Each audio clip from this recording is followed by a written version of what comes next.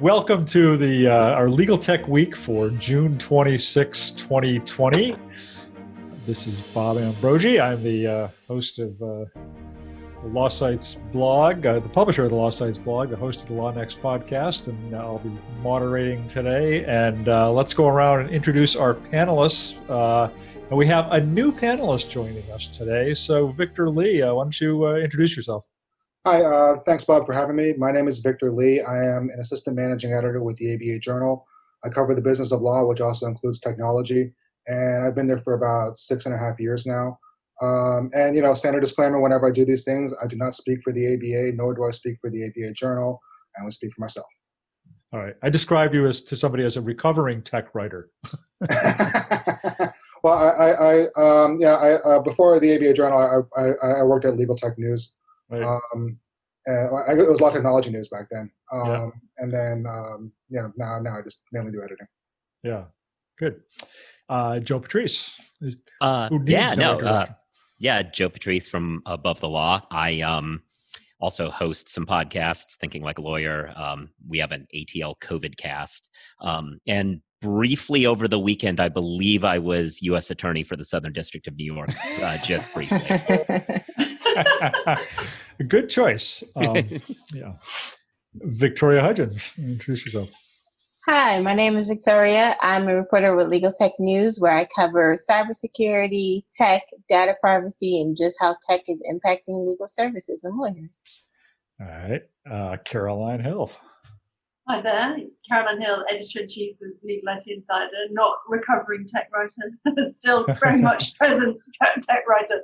I write about every aspect of legal tech, and I've been editor since 2014. All right. Let's see. Zach Warren. Hey there. My name is Zach Warren. I'm the editor-in-chief of Legaltech News. That's with ALM. So my reporting is not only at LTN, but the American Lawyer, Corporate Counsel, and all those ALM brands. And from her beautiful living room. Wait a minute. You changed your background again. So Nicole Black. Coming from my library.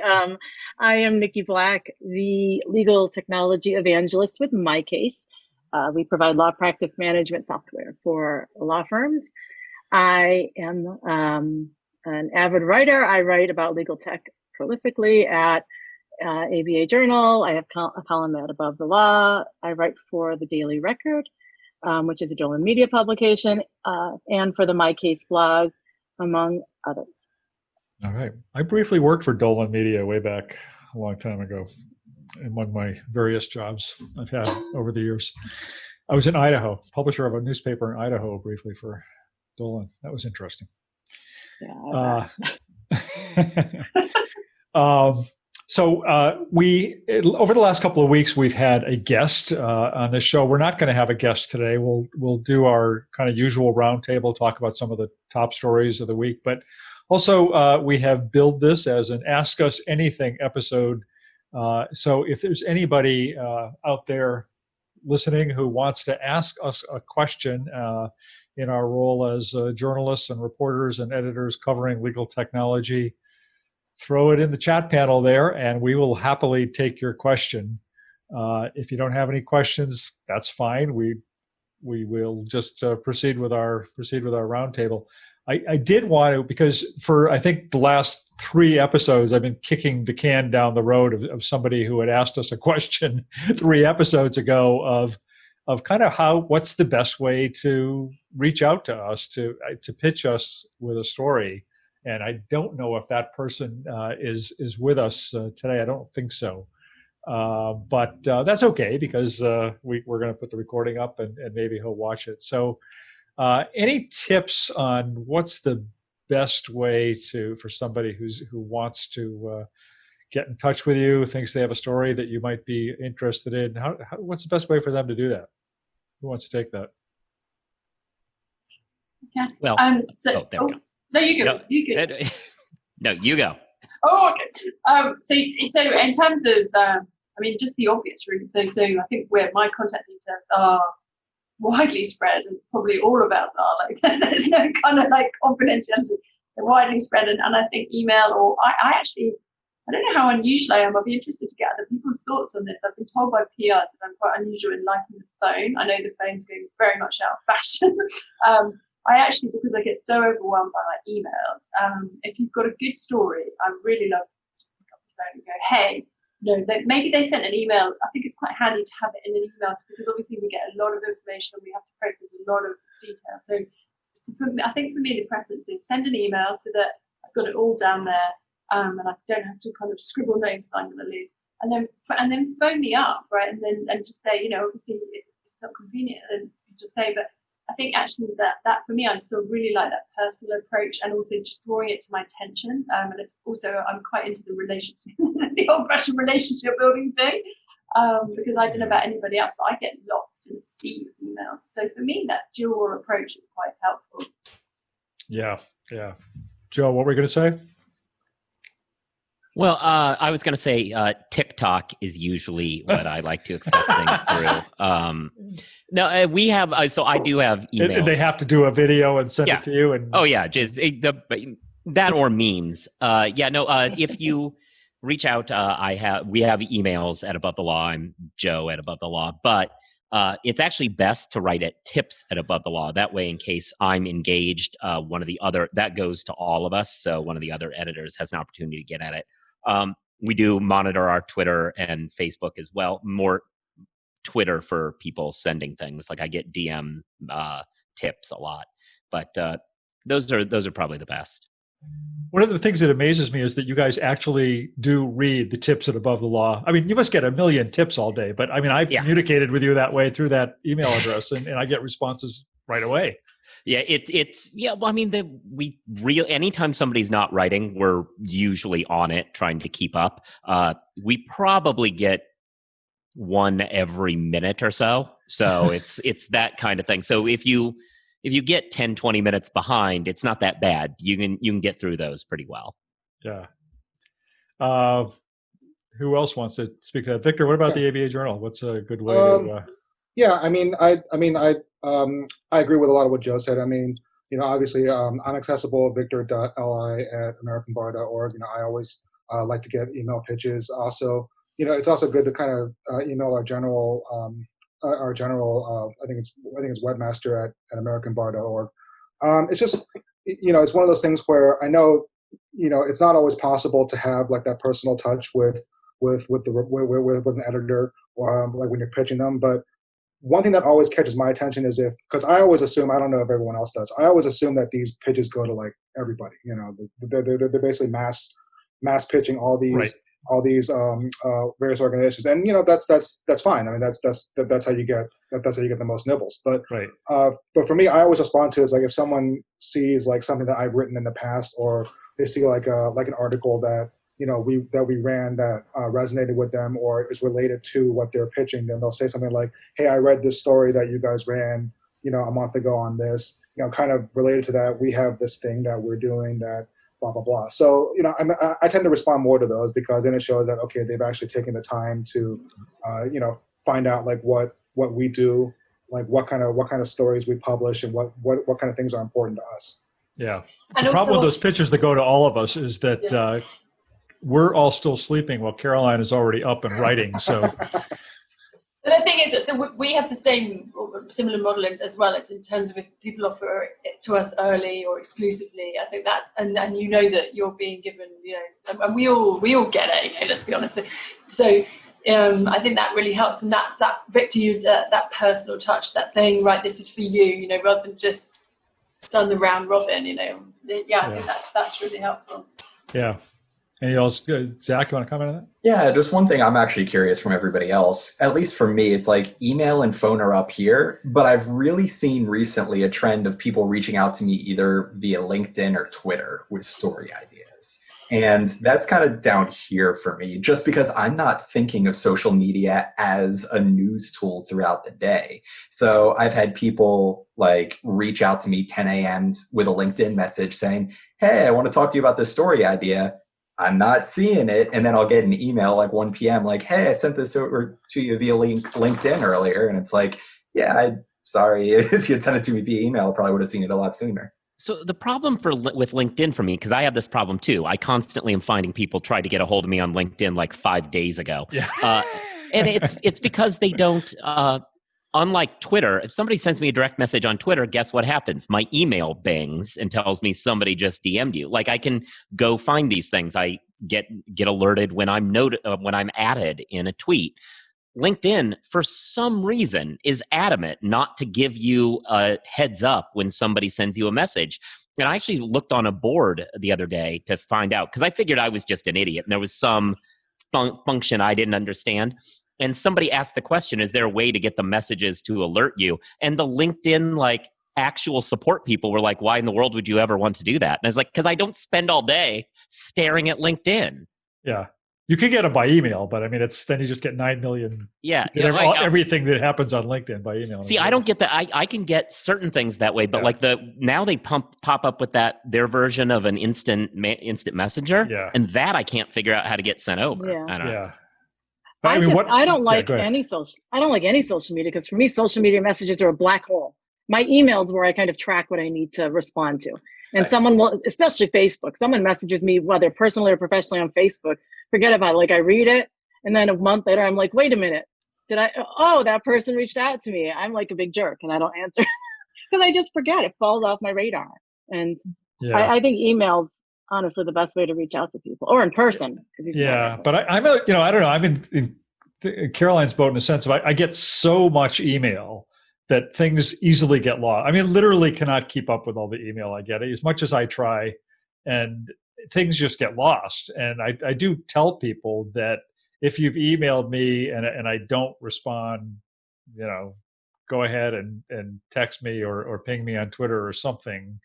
I do. I mean, so now, and you're probably all getting this too. I mean, what I get now is I'll get the same person who sends me an email, sends me something on LinkedIn, sends me a text on my phone.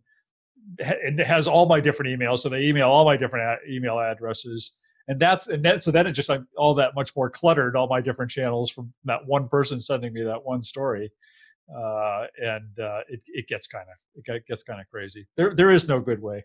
There is no good answer. I think it's relationships, and that's the thing. You've got to figure out that's where conferences come in, I think, and you need to have relationships. You need to understand that who you're talking to and what do they write about. Try to get a sense, if you truly want to get it published in a certain place or certain places, sending these mass PR emails out probably isn't necessarily the best way to do it.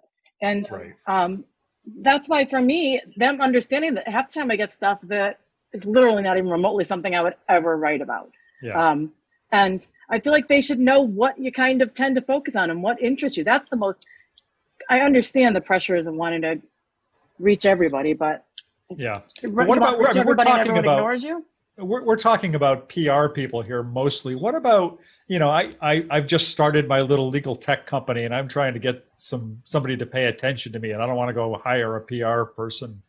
How does that person get on your radar? Is it just sending you an email? I mean, is it all about the catchy subject line, or how do they do that?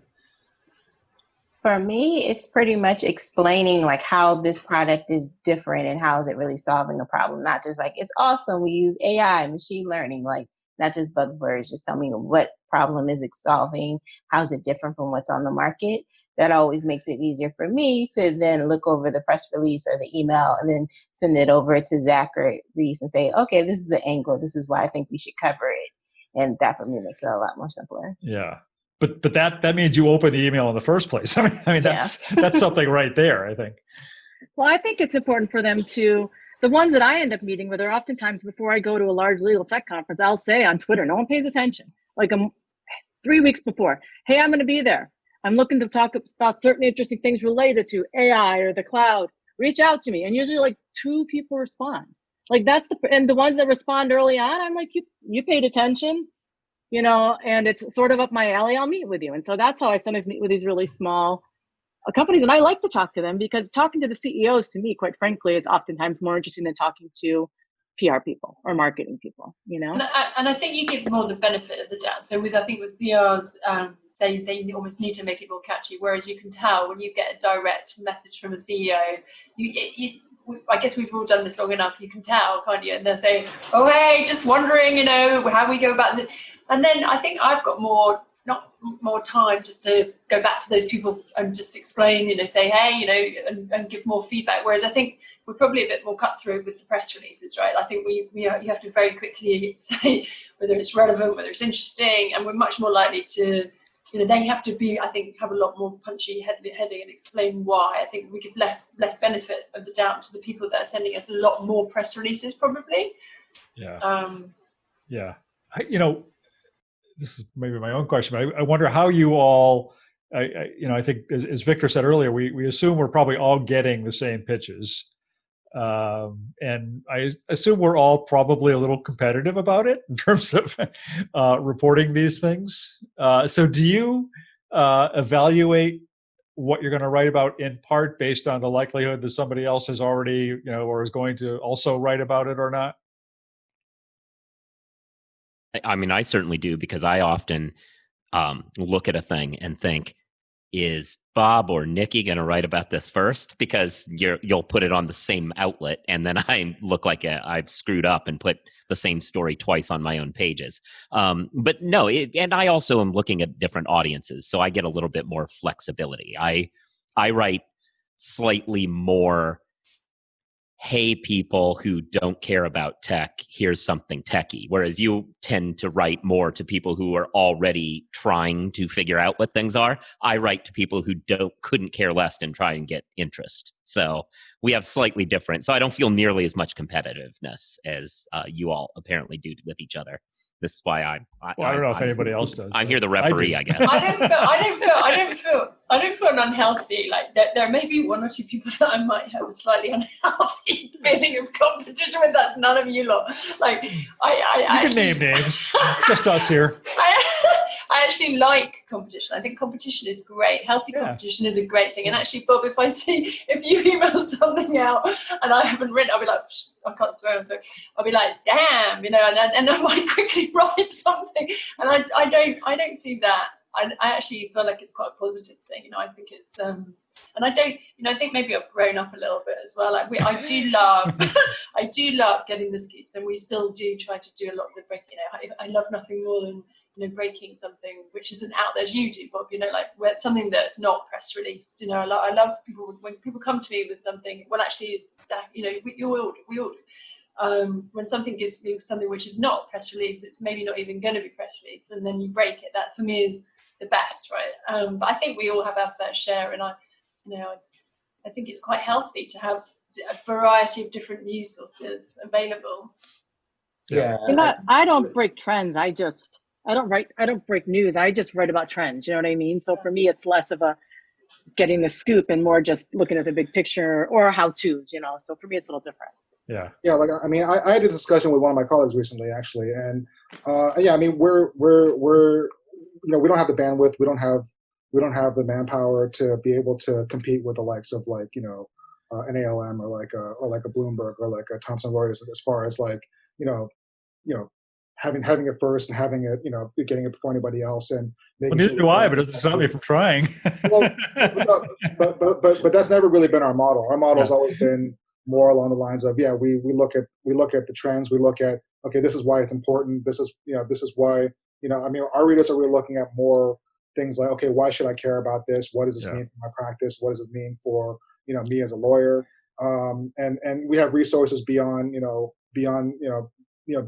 just the journal, which are more conducive to like having that kind of, okay, well, these are the people at the ABA that can talk to you about this, or these are the people that we know in the legal profession that can shed more light on these ethics opinions that relate to tech, or whether this program is good for you, for your practice and whatnot. So that's always been more of our model, not necessarily we have to get it first, because if that's the case, then we would.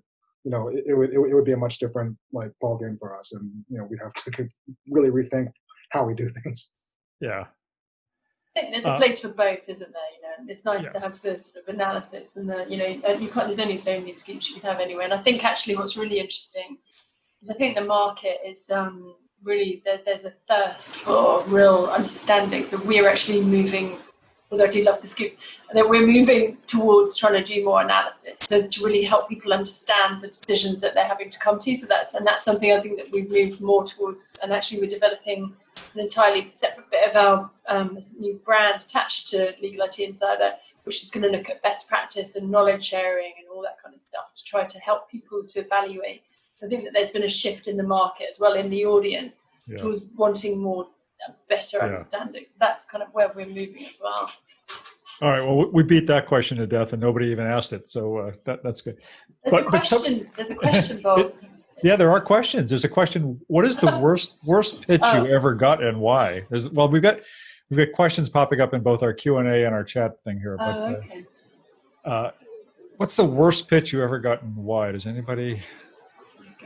Well, mine is someone pretending he knew me and he didn't, and I never met the guy. And other ones are people that I've actually talked to them or talked to their company a bunch of times and act like, let's tell you all about our company. I don't think we've ever connected with you. It's like, come on, pay attention. Have we met? Have we not met? Don't fool me into thinking you've met me when we haven't. I don't know you from Adam. I think that's a little offensive when people act like, hey, how are you? Like the best friend. So, I get the point, but as somebody with a terrible memory who is definitely on the opposite side of that before, where I don't remember meeting with a company 2 Legaltechs ago, I feel like I have a tiny bit of sympathy for that one, because it can be tough. We all meet with a lot of people. Yeah, that's true. Right. fair enough. Yeah, I would have no idea if they said they met with me. I might well, if I don't know. Oh, yeah, me too. I think maybe the repeat. If you get sent something and then you don't, and you politely ignore it, and then they send it to you 200 more times, and in the end you literally lose your rag, and you're like, never send it to me again. That's probably the most annoying. Yeah. Victoria, have you got any really bad pitches or? Oh, I'm sorry. Go ahead, Victor. No, I get my name misspelled sometimes, where they'll be like, they'll call me Vincent, or they'll call me like, dear Mr. Lee. I'm just like, okay, come on, you typed in my email. Yeah. You typed in my email. It has my first and last name. You know what my name is. Like, why are you doing this? Yeah. Oh, I get, dear Ms. Hill or dear Ms. Black or something. I mean, because you can tell, then they're just sending them out to everybody, right?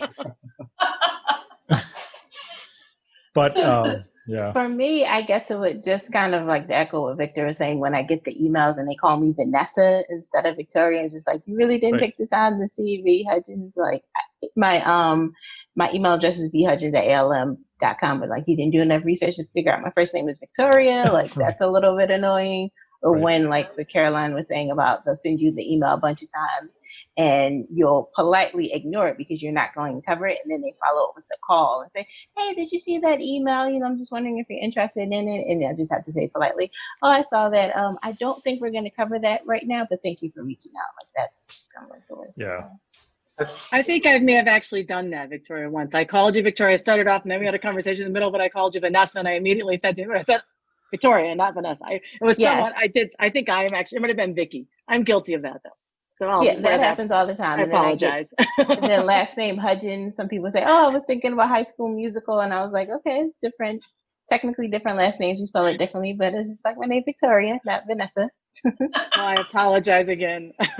No problem. I think my favorites, though, are the ones that are just completely off the wall. Like somewhere along the way, and I have no idea how, I ended up on like HBO Television's PR distribution list. So anytime that there's a new show coming up on HBO, I will know about it because they will send it to my ALM email address. And it makes no sense whatsoever, but it always brings a smile to my face. Yeah, I got on some bad PR lists. I get like press releases about like raves in Los Angeles or something, and like things like this. But I mean, what really drives me crazy is, I mean, we probably need to spend more time on that one. Right? Yeah. I was going to say, there's something you're not telling us.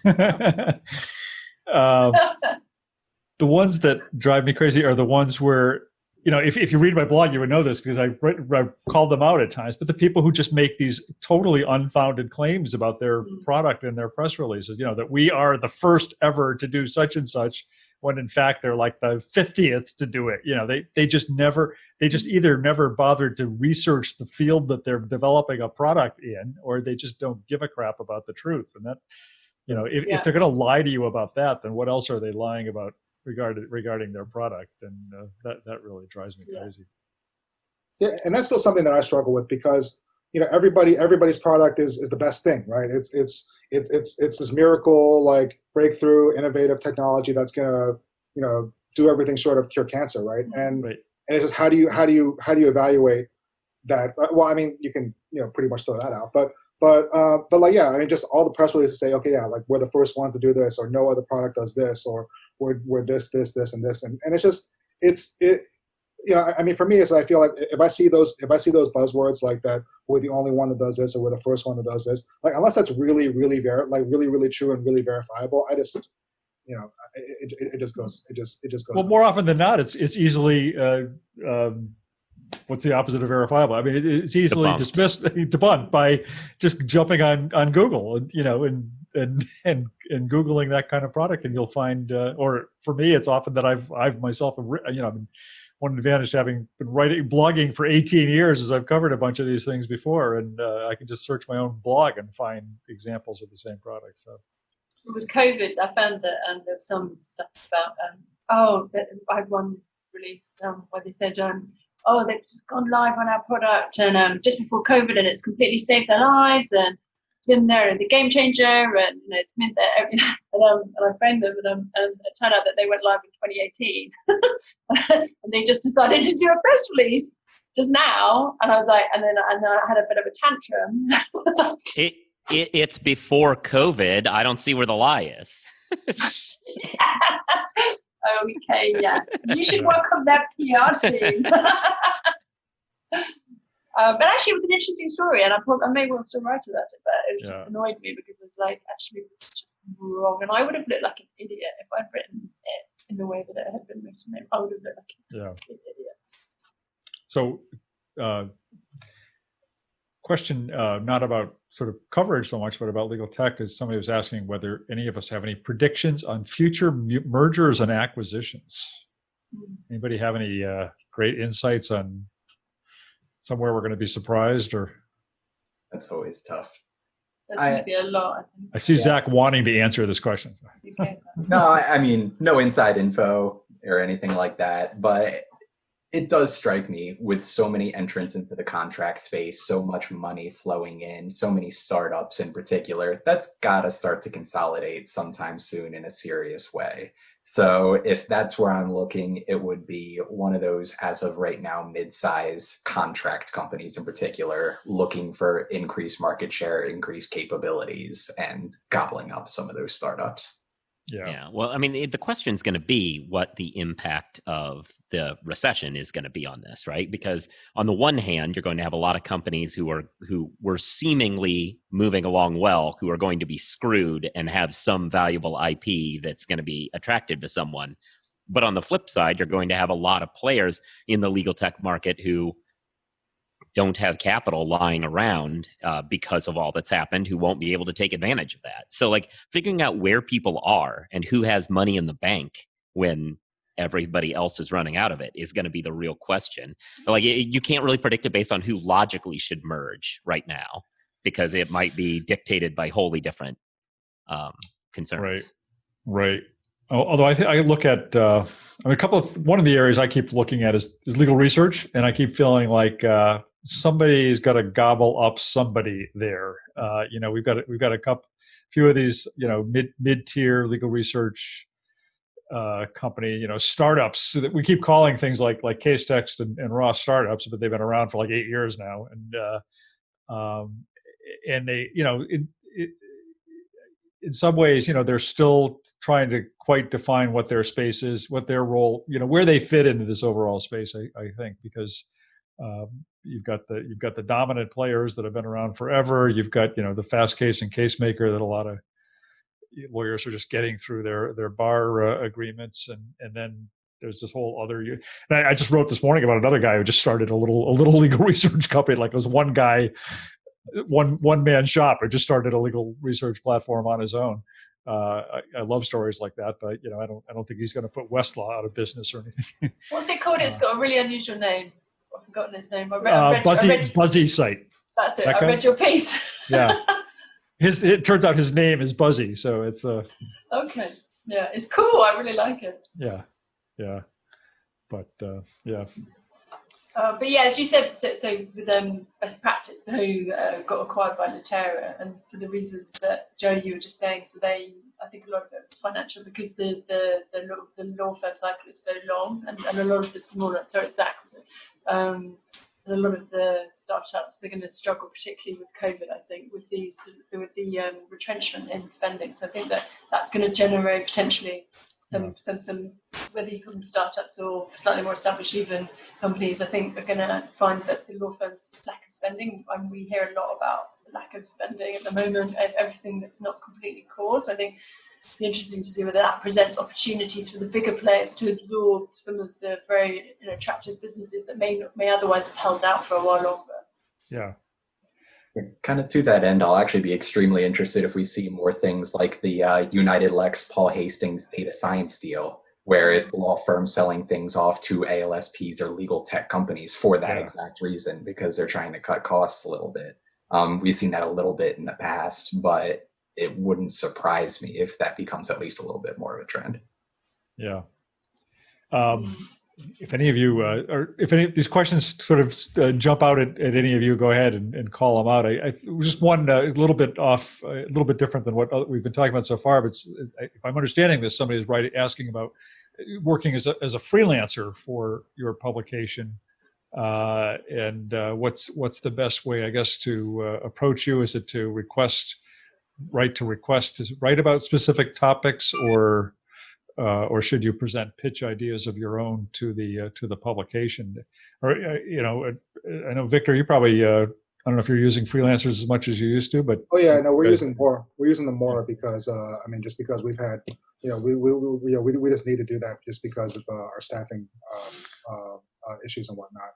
I think one thing that we do is that typically we'll want to see. Obviously like freelancers can always email.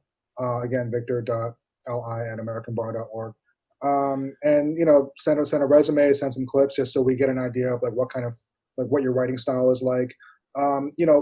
People don't have to have pitches per se, but obviously that if you have something that you're very passionate about or that you're very knowledgeable about, and that you really want to write about and think that it's right up our alley, then obviously we'd love to hear it.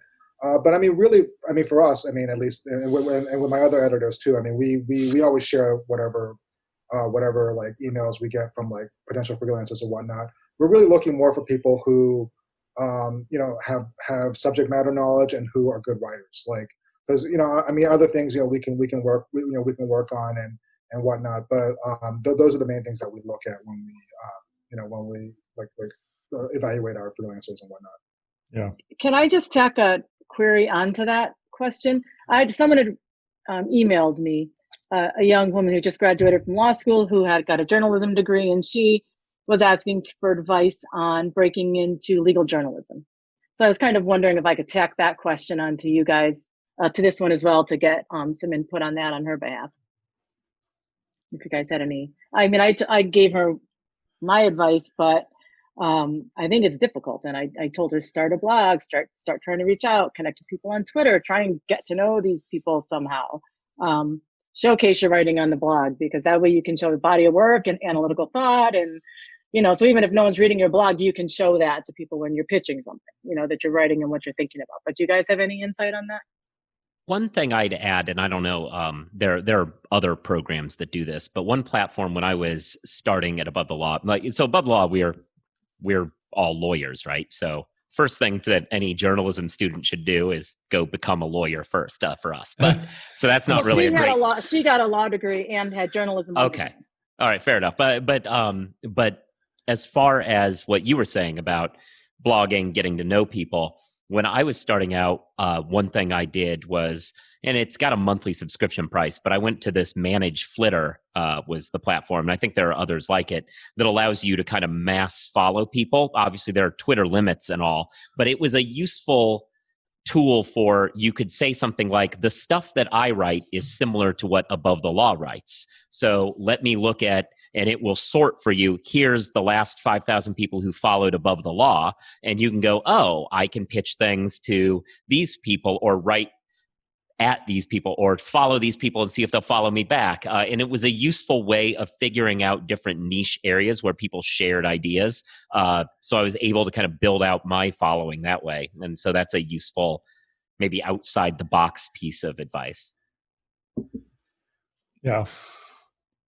Yeah. I mean, I would just kind of echo all of that. I mean, I do think it's, I agree with you, Nikki, that just getting published as much as you can, even for no money to start, is valuable. And then engaging with people around what you're publishing. I mean, get on Twitter and get on social media and not in an obnoxious way, but call attention to what you're writing. Maybe try and get some people engage with people about the topics you're writing about, and make sure people are aware of you.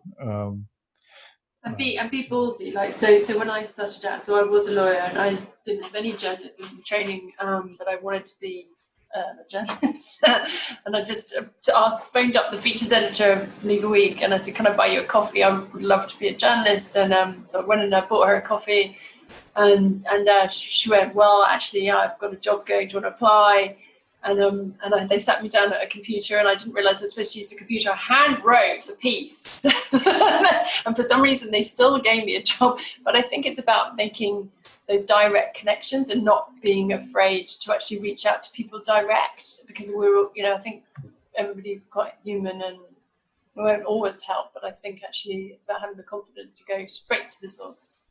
For what it's worth, it looks like she's actually here. Raquel Richards, she just was thanking us for I told her that we might answer that question today. So go ahead. Sorry, Zach. I was just going to say, the only other thing I'd add is don't get discouraged if it doesn't work the first time or two, just because we are A, all very busy, and B, journalism is an industry where there isn't much open at times, and there tend to be cuts somewhat more often than other industries. It's like, say, freelance budgets may go down kind of at a whim. So if there isn't something open right away, don't say, okay, then it's never going to happen. Check back, and actually, if that's something you want to do, work for it that way. Well, and it's worth pointing out that you don't have to work for a publication to work as a writer in legal. I mean, I have a blog. It's my blog. I'm not writing for other. I mean, I do write a column on Above the Law, and I've certainly written for the ABA Journal over the years as a freelancer. But I don't get rich off of my blog, but I do make some money off of my blog, and that's and if I were a better business person, I probably could actually make more money off of my blog. But that's a truly a viable option these days, is to just start a publication on your own, and you need to build up a readership, and you need to build up a voice and a name for yourself. But totally possible. And that's a great thing about the growth of blogs, right? So I think that there's been this real explosion, and I think from that point of view, my tip would probably be, especially when you are just learning. Sorry, my dog's scratching to come in. When you're learning, is engage. Try and engage with people and share their voice, right? So you don't pretend to be the expert, especially when you're starting out. That you're not going to be, your opinion is not necessarily going to be that expansive, but actually, if you can help people convey their voice, if you've got the ability with your writing to help people convey people who are knowledgeable, if you can give them a platform to help them share their opinions, then that can be really valuable. Yeah. So I don't know, we can take a couple more questions and skip our roundtable this week. Unless there was any stories that anybody really wanted to be sure we talk about this week. There's an interesting question about virtual conferences, but that's I was not on the just going to say, Bob cannot skip that one. No, right. Nikki, right, and that actually lets us talk about Nikki's top story of the weekend. Well, that wasn't your top story, but something you wrote. It was like 3 weeks ago. Like, she's been trying to get to this conference question in forever. Anyway, right. Looks like we've run out of time, so yeah. Take that up next week in our virtual edition. No, good. So gee, what do we do about virtual conferences, Nikki? Well, I just wrote about that in Above Law, and it was published yesterday. I think everyone in Legaltech should listen to me and follow my lead on this. You need to have avatar-based virtual conferences, because virtual conferences are boring. Virtual conferences are flat. it's just a bunch of Zoom. Like people go to conferences for the CLE credits, and of course the courses are interesting. But when you go to these larger conferences, you're going for the networking, you're going for the interaction, you're going to check out what everyone actually has in the expo hall. And you certainly don't just sit down and read all the marketing material. You want to go to the expo hall and talk to people. You want to interact with the people at the conference. And these flat virtual conferences that they have now don't do that. It's just Zoom's, webinar after Zoom webinar, or just webinar after webinar. And then, a list of people that are exhibiting, and then you click on it and you see their marketing materials, and you can usually text chat and maybe video chat. But I think that the way to make it the best it can possibly be is to use these avatar-based conferences. There's only a few platforms out there. I wrote about them in my TO. There's 3 of them, but TO is the only one I know off the top of my head. Hoova was one. Thank you, Hoova. And then the one that someone told me they liked the best after trying them out was, I'll put can you put a link to this since you're looking it up? I'm getting there. Yep. Yeah. But so essentially you create an avatar, you go to the conference, and there's a virtual world. It's like Second Life, if anybody knows Second Life, where you walk in and there are different doors you can go through, and you can go to watch different CLEs. You can go into the expo hall. You can go to networking events. And when you walk up to other avatars, the closer you get, the louder their voices get, and you can talk to them depending on how the platform works. And you can have video conferences with, if you go to a booth, you can have a video conference with the person at the booth. There's an avatar at the booth. And I just think that it at least adds this element of feeling like you're in a place, going to places, and actually interacting with people. You can sit at a table at lunch and talk to other people at your table, and eat your lunch. I don't know. Yeah. I think someone should have the guts to actually do this. I think it would have to be in legal tech, because lawyers in general would have a tough time with this, and the only ones that might think it would be cool would be the techies. So yeah, at the next conference, look out for me. I'm a level 12 elven paladin. So, but yeah. You probably are. I wouldn't be surprised. Yeah. We get like Fortnite avatars. We all do a dance. I think you're right, Nikki. So obviously we had the iManage conference this week. They did a great job in terms of the content. I actually really enjoyed the content. And the second day, I kind of got my head into the space where they had the content was pre-recorded, but they had live chat during the sessions, which actually was terrible trying to multitask. To be honest, I realised I absolutely can't multitask. But then in the booths, as you say, the content is one thing, but then it's all the rest of it, which is just you go to the booths and I go, hey, and they talk about virtual swag bag. I must be honest with you, I probably didn't spend enough time trying to do that, but I'd be interested if anybody out there listening has spent a lot of time trying to interact with the booths and their experience. But I think you're right. It's just that how do you make it personal? And it's all very static, isn't it, and one-dimensional. Yeah. So you're right. I mean, I'd be interested to see whether the avatar idea did change that. Yeah, I've seen some good presentations, some good programs at these virtual conferences, but the whole networking part of it just doesn't work at all. And I've gone into a few of those supposed networking rooms where, it's like it's the Brady Bunch view on Zoom, and we're all kind of staring at each other saying, well, now what do we do?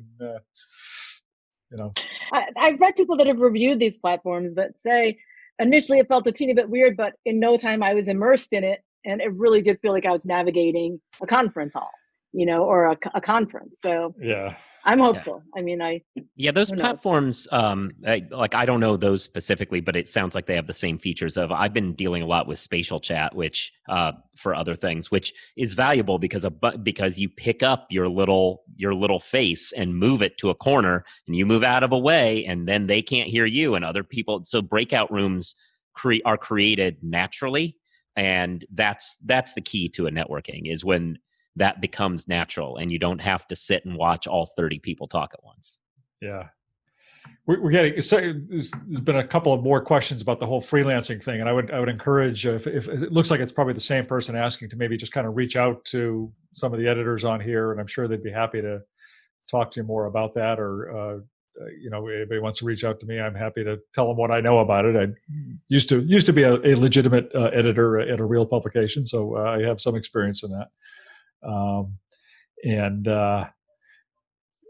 Let's see, what else? Any other questions jump out to anybody here that they want to what's your perfect story was a question. What story would most excite you to write about? I mean, I would be afraid to ask that one. Today I posted a picture of a defense attorney at a hearing on Zoom, and it is clear he is not wearing a shirt, and it is not entirely clear if there's anything at all on at all. So yeah, that's my perfect tech story. There you go. Coming from the above the law angle, that does sound Yeah. right.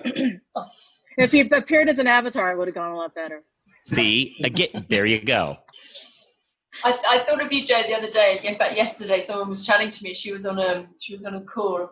She was chairing a big call. She's at a big financial institution, and someone flushed the loo during the just as she. I was like, takes me back to our first session. I think the loo is so much better of a word than toilet, right? The loo. We all need to start saying that. Yeah. It's all.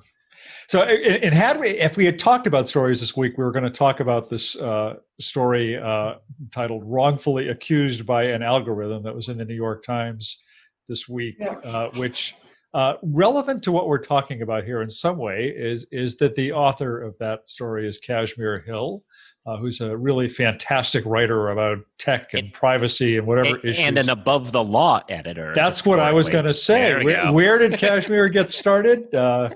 I think she was a paralegal or something originally, but she then got into journalism and was at Above the Law. So it's a stepping stone to greater things. Not that you need any stepping stones, Joe. But, for anybody but me, yeah. No, everybody else seems to be stepping everywhere. Well, there really was just. Yeah. I mean, we can't go in depth, I guess. But there was a lot of movement in a couple different jurisdictions. There, one city, I think it was Boston, banned facial recognition. It was Boston, and yep. Yeah, and a lot of it is because of the inherent, and then the case that Molly had suggested, I saw her commenting here, she couldn't appear with us today, but the case she'd suggested we talk about was the one where someone had been convicted because the algorithm. Yeah, Molly's in the audience. Faulty. Why do we don't have her in the panel? I don't know. I'm not sure. but it's because there's inherent bias in those, and I've talked about that in the past, but it's becoming more and more apparent with the way law enforcement's misusing it and abusing it throughout all of these Black Lives Matter protests as well. So in some ways, I think that's giving it a little bit of momentum to have us re-examine that technology, because it truly is problematic in so many ways when law enforcement uses it. I mean, there were some cities even before, like all the protests, like whatnot, that were restricting it or banning it or putting moratoriums on it or whatnot. But it just kind of seemed like until the spate of protests, that like nothing was probably going to stop it from becoming more widespread, because it's such an important technology that a lot of people rely on, and it's such a huge moneymaker for like companies like Amazon. And so it is interesting how like now I mean, I guess it would have taken something like huge to kind of stop the momentum that it was seemingly building, because it seemed like it was only a matter of time before you walk out and it's like what was that TV show that like I mean, there are a bunch of TV shows, but like Black Mirror. Yeah, or just like anyone could just like scan in on you from like no matter what angle you were at or what was in the way, or they could recompose your face regardless of what was what was obstructing and whatnot. It's just obviously that's a pretty scary scenario, but who knows? Who knows where it's going? So it is interesting how like it seems like the brakes have just kind of been pushed on that, and now you have a lot of like Amazon and companies like that kind of reevaluating where they like what their business model, what they what they use it for and who they sell it to. And I wrote a piece about this group. I posted it to you guys ahead about the likes of Google, Microsoft, a bunch of that. There were 1,700 AI experts, professors from Harvard, MIT, a bunch of them. And they came out in the strongest possible terms against a paper being published by a company that I'm not familiar with, called Springer Publishing, called a deep neural network. I'll post a link to this in the chat, but a deep neural network model to predict criminality using image processing, basically using facial recognition to predict criminal behavior. And they said, in the strongest terms, they said machine learning programs are not neutral. Research agendas and the data sets they work with often inherit dominant cultural beliefs about the world. I won't repeat the whole thing, but they came out in the strongest sense and said the uncritical acceptance of default assumptions leads to discriminatory design in algorithmic systems. It's really worth reading. They've said they've but they've said that it keeps. It's almost like the worrying thing is that if enough people keep publishing these papers, then it develops a kudos or an acceptance that it doesn't deserve, and there's a worry that will happen, right? So I think that it's really interesting that this week, I mean, for obvious reasons, but there's been a whole, there's been a weight of different people coming from different angles to sort of just either give warning signs or discredit what's being written. Right. The Cash Hill story is amazing. I mean, not just for the technology aspect of it, but I mean, just yet another one where the police handling of the case was just like totally racist. I mean, it was just, I mean, like literally, it was like a all black people look alike kind of scenario. I mean, the guy in the picture did not look anything like the guy they arrested, other than he was a heavy-set black man. I mean, that's really what it came down to. So it's definitely worth reading. But all right. Well, any other words of wisdom or topics that anybody wanted to make sure we hit on before we wrap up for the week? No. We'll be covering next week, aren't we? Yeah. I mean, if we do this next week, next week is holiday. Probably should do Thursday or something. Yeah. Does that make sense? Maybe I can email you all and figure it out. But Friday is probably not a good day next week. And maybe we don't do it at all. We'll see. I'll email everybody and we'll figure out whether it makes sense to do it again. But all right. Yeah, happy holiday. Yeah. Thanks. We're going to be celebrating our independence from. Yeah, we took you down. Yeah. We'll be Okay, no hard celebrating our feelings. independence from quarantine. Well, I tell you what we're celebrating. This is more important on the 4th of July in the UK, or the pubs open. So that's what we're celebrating. COVID stew, but okay. Nothing's open here for many, many reasons. Yeah. All right. Well, hope everybody has a good weekend, and thanks to all of you for participating. Thanks to everybody who listened today, and see you maybe next week.